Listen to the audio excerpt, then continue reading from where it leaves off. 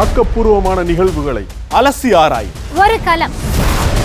RDX திங்கள் முதல் சனிக்கிழமை வரை இரவு 7 மணிக்கு.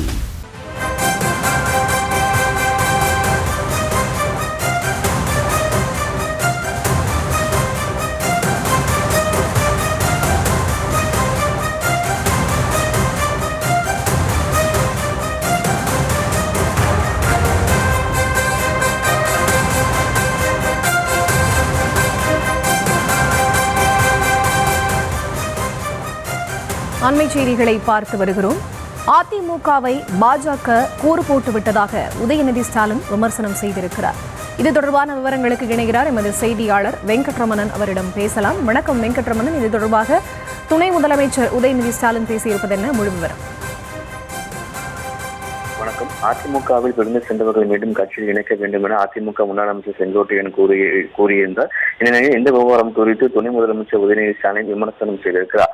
நேற்றைய தினம் திமுக இளைஞர் சென்னை தேனாம்பேட்டையில் இருக்கக்கூடிய அண்ணா அறிவாலயத்தில் திமுக இளைஞரணி அறிமுக நிர்வாக கூட்டத்தில் பங்கேற்ற துணை முதலமைச்சர் உதயநிதி ஸ்டாலின் பாஜக அதிமுகவை கூறு போட்டுக் கொண்டிருக்கிறது எனவும், பாஜக தமிழ்நாட்டுக்கு வந்தால் மாநில உரிமை பறிக்கப்படும், இந்தி திணிப்பு வந்துவிடும், அதற்கு நாம் இடம் கொடுக்க கூடாது என தெரிவித்திருக்கிறார். குறிப்பாக இந்த செங்கோட்டையின் விவகாரம் குறித்து துணை முதலமைச்சர் உதயநிதி ஸ்டாலின் விமர்சனம் செய்திருக்கிறார். நாம் இயக்க தொண்டர்கள் கொள்கை பற்றியும் திட்டங்கள் பற்றியும் பேசிக் கொண்டிருக்கிறோம்.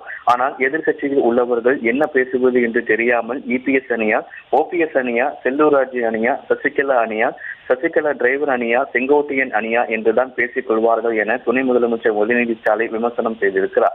அதிமுக பொதுச் செயலர் எடப்பாடி பழனிசாமிக்கு 10 நாள் கெடு விடுத்து அதிமுக முன்னாள் அமைச்சர் செங்கோட்டையன் பேசியது குறித்து துணை முதலமைச்சர் உதயநிதி ஸ்டாலின் விமர்சனம் செய்திருக்கிறார். நேற்றைய தினம் அண்ணா அறிவாலயத்தில் நடைபெற்ற திமுக இளைஞரணி நிர்வாகிகள் அறிமுக கூட்டத்தில் இதனை அவர் பேசியிருக்கிறார். தொடர்ச்சியாக திமுக நிர்வாகிகளுக்கும் தேர்தலுக்கு இன்னும் 6 மாத காலமே உள்ளதால் ஒவ்வொரு மணித்துளியும் முக்கியமானது, நாம் எந்த தவறுக்கும் இடம் கொடுக்க கூடாது உள்ளிட்ட அறிவுரைகளையும் திமுக நிர்வாகிகள் வழங்கிய நிலையில அதிமுக விவகாரம் குறித்தும் அவர் கடுமையாக விமர்சனம் செய்திருக்கிறார். குறிப்பாக பாஜக அதிமுகவை கூறு போட்டுக் கொண்டிருக்கிறது எனவும், பாஜக வந்தால் மாநில உரிமை பறிக்கப்படும், இந்தி திணிப்பு வந்துவிடும், அதற்கு நாம் இடம் கொடுக்க கூடாது எனவும், எதிர்கட்சியில் உள்ளவர்கள் என்ன பேசுவது என்று தெரியாமல் இபிஎஸ் அணியா, ஓபிஎஸ் அணியா, செல்லூர் ராஜு அணியா, சசிகலா அணியா, செங்கோட்டையன் அணியா என்றுதான் பேசிக் கொள்வார்கள் என துணை முதலமைச்சர் உதயநிதி ஸ்டாலின் விமர்சனம் செய்திருக்கிறார்.